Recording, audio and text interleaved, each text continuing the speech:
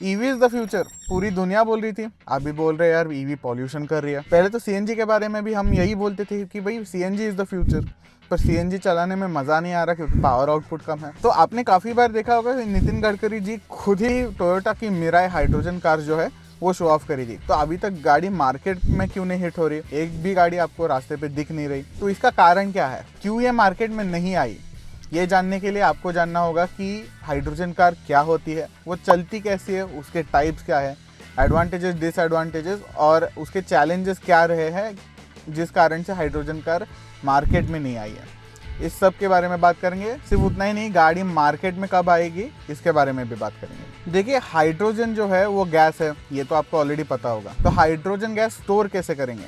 ये स्टोर करने के लिए टंकियाँ लगती है। हाइड्रोजन की टंकियाँ जो है वो काफ़ी सीएनजी जैसे होते हैं दिखने में, पर इसमें चैलेंजेस क्या है कि हाइड्रोजन एटम जो है वो काफ़ी छोटा होता है। तो हाइड्रोजन गैस जो है वो मेटल के थ्रू भी लीक हो सकता है, यानी आपको एक वीक पॉइंट की ज़रूरत नहीं है गैस लीक होने के लिए। तो हाइड्रोजन कहाँ से भी लीक हो सकता है। तो इसके लिए जो है वो टंकी काफ़ी अच्छे से मैन्युफैक्चर्ड होनी चाहिए, उसका मैन्युफैक्चरिंग टाइप वगैरह अलग होने वाला है, तो थोड़ा सा एक्सपेंसिव वहाँ पे होने वाला है। सो टैंक तो होने वाली है, टैंक के साथ जो है आपका फ्यूल सेल होने वाला है। तो फ्यूल सेल क्या होता है भाई? सो टैंक से क्या होता है भाई कि हाइड्रोजन गैस आने वाला है, हाइड्रोजन गैस फ्यूल सेल में मिलने वाला है ऑक्सीजन के साथ। हाइड्रोजन ऑक्सीजन के साथ मिलने के बाद इलेक्ट्रॉन्स पैदा होते हैं। इलेक्ट्रॉन्स पैदा होने से क्या होगा कि आपकी मोटर चलेगी, जो ज़्यादा के इलेक्ट्रॉन्स होने वाले हैं वो बैटरी चार्ज कर देगी। तो हर बारी में ऐसा नहीं होगा कि हाइड्रोजन लगना ही है, तो बैटरी से डायरेक्ट पावर भी जा सकती है। हालांकि ये पावर बहुत ज़्यादा नहीं होने वाली, थोड़ी बहुत ही होने वाली गैप्स को फिल इन करने के लिए। और उसका बाई प्रोडक्ट क्या होने वाला है? हाइड्रोजन और ऑक्सीजन क्या बनाता है? पानी। तो इसका एग्जॉस्ट में क्या होने वाला है? पानी निकलने वाला है। इसका अच्छा एग्जाम्पल जो है वो है टोयोटा की मिराई। तो आपने देखा होगा कि नितिन गडकरी जी खुद एक दो बार टोयोटा मिराई में काफ़ी इवेंट्स में आ चुके हैं। तो उनको स्टेटमेंट बनाना था कि भाई हाइड्रोजन जो है वो एक वायबल फ्यूल हो सकता है फ्यूचर के लिए, जिसके वजह से उसका आउटपुट जो होने वाला है वो सिर्फ पानी होने वाला है। पानी तो ज़्यादा प्रदूषण नहीं कर सकता। इस गाड़ी को बोलेंगे फ्यूल सेल इलेक्ट्रिक व्हीकल यानी FCEV, क्योंकि एंड में अगर आप देखोगे तो ये इलेक्ट्रिक गाड़ी ही है। इंस्टेड ऑफ बैटरीज इस गाड़ी में रहने वाले हैं फ्यूल सेल। देखो, एक ही फ्यूल सेल जो है वो 100, 110, 200 हॉर्स पावर नहीं बना पाता है। तो कितने फ्यूल सेल होते हैं? ये फ्यूल सेल का अगर आप नंबर सोचोगे तो ये सैकड़ों में रहता है। जी हाँ, बिल्कुल, एक फ्यूल सेल जो है वो बिल्कुल पावर नहीं बनेगा, सैकड़ों फ्यूल सेल मिलकर पावर बनाते हैं। जैसे कि एक सिलेंडर इंजन जो है वो कम पावर बनाएगा, 4 सिलेंडर, 8 सिलेंडर, 10 सिलेंडर वाला इंजन बहुत ज़्यादा पावर बनाएगा। देखो, दूसरी टाइप की हाइड्रोजन व्हीकल जो है वो है आइस व्हीकल, यानी इंटरनल कंबशन इंजन हाइड्रोजन पे चलने वाला। तो आप बोलोगे कि भाई ये कैसे होगा, हाइड्रोजन जलाएंगे हम? हाँ जी, बिल्कुल जलाएंगे। पर ये इंजन काम कैसे करेगा? ये तो सबसे आसान की बात है, क्योंकि ये इंजन काम करने वाला है बिल्कुल पेट्रोल इंजन के जैसे या फिर सीएनजी वाले इंजन के जैसे। तो इसमें भी 4 स्ट्रोक होने वाले हैं, यानी इनटेक, कंबशन, पावर और एग्जॉस्ट स्ट्रोक। तो ये तो बहुत आसान सी बात हो गई ना भाई। इंजन भी है, इसमें हाइड्रोजन डाल देंगे तो ज़्यादा लोगों को ज़्यादा कॉस्ट नहीं भरनी पड़ेगी गाड़ी बाय करने के लिए। तो अगर हाइड्रोजन फ्यूल जो है वो अगर मेन स्ट्रीम बन जाता है तो आप नॉर्मल पेट्रोल की गाड़ियाँ जो है उनको भी कन्वर्ट कर पाओगे हाइड्रोजन फ्यूल पे। ये कैसे भाई? ये तो आराम से हो जाएगा। जैसे आप गाड़ी में सीएनजी लगा रहे हो वैसे ही हाइड्रोजन टैंक लगा दोगे और किट भी आ जाएगी अगर ये मेन स्ट्रीम फ्यूल बन जाता है। यानी आप गैस जो है वो डायरेक्टली इंजन में लगा दोगे। तो एक चीज़ तो ये है कि ये जो इंजन होने वाले हैं वो by default direct injection engine होने वाले हैं, यानी हाइड्रोजन जो है वो डायरेक्ट कंबशन चेंबर में उतर जाएगा।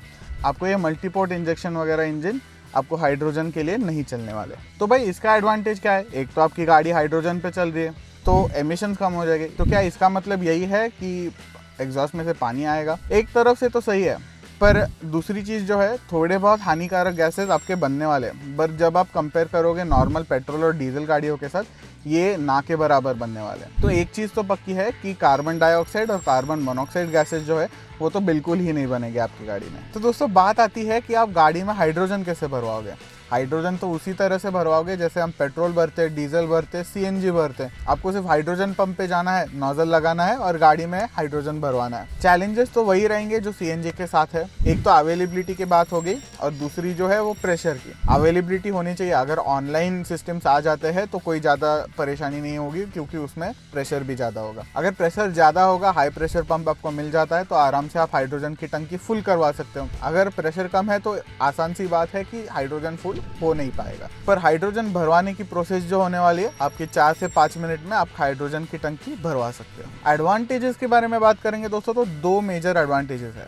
पहली चीज़ जो है, हाइड्रोजन तो ज़्यादा एमिशंस करता नहीं है। आप FCEV ले लो या फिर इंटरनल कंबशन हाइड्रोजन इंजन ले लो, तो इसमें आपके हानिकारक गैसेस जो है वो ना के बराबर होंगे या फिर बिल्कुल ही नहीं होंगे। तो दूसरा एडवांटेज ये है कि अगर हाइड्रोजन फ्यूल जो है वो मेन स्ट्रीम बन जाता है तो आप आसानी से अपनी पेट्रोल गाड़ी को हाइड्रोजन में कन्वर्ट कर सकते हो। तो ये बहुत अच्छी बात बन जाती है, क्योंकि अगर पेट्रोल, डीजल, EV नहीं चलते हैं तो आपको नई पेट्रोल गाड़ी नहीं खरीदनी पड़ेगी, बस इंजन में मॉडिफिकेशंस करने पड़ेंगे।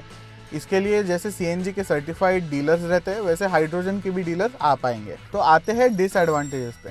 FCEV यानी फ्यूल सेल इलेक्ट्रिक व्हीकल जो होते हैं वो बाय डिफ़ॉल्ट काफ़ी महंगे होते हैं। तो अगर आप सोचते हो कि मुझे FCEV खरीदनी है तो बाय डिफ़ॉल्ट आपको ये थोड़ा मामला एक्सपेंसिव लगने वाला है। दूसरी चीज़ जो है, हाइड्रोजन जो है बाय डिफ़ॉल्ट एक्सट्रैक्ट करने में काफ़ी एक्सपेंसिव होता है। एक्सपेंसिव क्यों होता है? क्योंकि ये एक्सट्रैक्ट करना ही मुश्किल होता है। तो ये बात हो गई कि गाड़ी भी एक्सपेंसिव ले लो और उसका फ्यूल भी एक्सपेंसिव, तो गाड़ी ओवरऑल चलाने में काफ़ी एक्सपेंसिव लगने वाली है आपको। तीसरी चीज़ जो है, समझो हाइड्रोजन की एक्सट्रैक्शन प्रोसेस आसान बन जाती है। साइंटिफिक रिसर्च के वजह से अगर हाइड्रोजन जो है वो आसान बन जाता है एक्सट्रैक्ट करने के लिए, तो हाइड्रोजन फ्यूल जो है वो सस्ता हो जाएगा। सस्ता होने के बाद फ्यूल स्टेशन जो है उनको सब कुछ चेंजेस करने पड़ेंगे, ये भी एक एक्सपेंसिव चीज़ होने वाली है। तो इनिशियली थोड़ा रेजिस्टेंस सबको ही लगने वाला है, यानी फ्यूल स्टेशन ओनर्स को, कि भाई इतना इन्वेस्टमेंट हम अभी क्यों करें। दोस्तों एक और बात आती है कि हाइड्रोजन होता है फ्लैमेबल। तो CNG की तरह ही आपके गाड़ी में हाइड्रोजन का टैंक लगेगा। हाइड्रोजन का टैंक जो है वो लगने के बाद एक एडेड रिस्क बन जाती है गाड़ी में। तो अगर ये सिलेंडर फट जाता है तो ये अनकंट्रोल एक्सप्लोजन हो सकता है या फिर अनकंट्रोल कंबशन हो सकता है इस गैस का। तो टेक्नोलॉजी काफ़ी आगे आ चुकी है CNG के बारे में। तो अगर लीक वगैरह डिटेक्ट होता है CNG गाड़ी में, तो ये सिस्टम जो है वो ऑटोमेटिकली CNG एनवायरनमेंट में रिलीज कर देगा। इसके वजह से अनकंट्रोल एक्सप्लोजन नहीं होगा। अगर ये फ्यूल जो है मेन स्ट्रीम बन जाता है तो सिमिलर सिस्टम हाइड्रोजन में अप्लाई कर सकते हैं। तो दोस्तों लास्ट पॉइंट पे आते हैं डिसएडवांटेजेस के। हाइड्रोजन गैस का ट्रांसमिशन लॉसेस काफ़ी ज़्यादा होने वाला है, यानी ये गैस जो है एक्सट्रैक्ट होने से आपके गाड़ी में यूज़ करने तक इसके बीच वाला जो टाइम फ्रेम होने वाला है, इसमें हाइड्रोजन के ट्रांसमिशन लॉसेस ज़्यादा होते हैं। तो फिर मुद्दे पे आते हैं कि हाइड्रोजन कहाँ से एक्सट्रैक्ट कर सकते हैं। हाइड्रोजन आज के डेट में हम 3 तरीके से एक्सट्रैक्ट कर सकते हैं। पहला जो है वो है ब्राउन हाइड्रोजन, यानी वो हाइड्रोजन जो हम पेट्रोलियम से एक्सट्रैक्ट कर पाएंगे। दूसरा जो है वो है ब्लैक हाइड्रोजन, यानी वो हाइड्रोजन जो कि हम कोल से एक्सट्रैक्ट कर पाएंगे। और तीसरा ऑप्शन जो है वो सबसे सस्टेनेबल ऑप्शन रहने वाला है, वो है ग्रीन हाइड्रोजन, जो कि सबसे सस्टेनेबल है। ये हाइड्रोजन जो है आपके ड्रेन प्यूरिफाइंग सिस्टम जो होते हैं उनसे एक्सट्रैक्ट कर लिया जाता है। इसके वजह से ये काफ़ी सस्टेनेबल बन जाता है, क्योंकि ये जो हाइड्रोजन है वो हर बार प्रोड्यूस होता रहता है। तो बात आती है कि भाई ये गाड़ियाँ रास्ते पे कब आएंगी। ये गाड़ियाँ रास्ते पे तब आएगी जब मैंने जो चैलेंजेस अभी आपको बताए वो हम पार कर पाएंगे। तो जैसे साइंटिफिक रिसर्च आगे बढ़ते जाएगा, जैसे हम हाइड्रोजन ज़्यादा से ज़्यादा सस्टेनेबल वे में एक्सट्रैक्ट कर पाएंगे, उतनी जल्द से जल्द गाड़ियाँ रास्ते पे आ जाएंगी। तो आपको हाइड्रोजन गाड़ियों के बारे में क्या लगता है, ये मुझे कमेंट में ज़रूर बताइए। वीडियो अच्छा लगा होगा तो लाइक करिए, फैमिली फ्रेंड्स के साथ शेयर करिए और सब्सक्राइब ज़रूर करिएगा। मिलेंगे आपको नेक्स्ट वीडियो में। Thank you.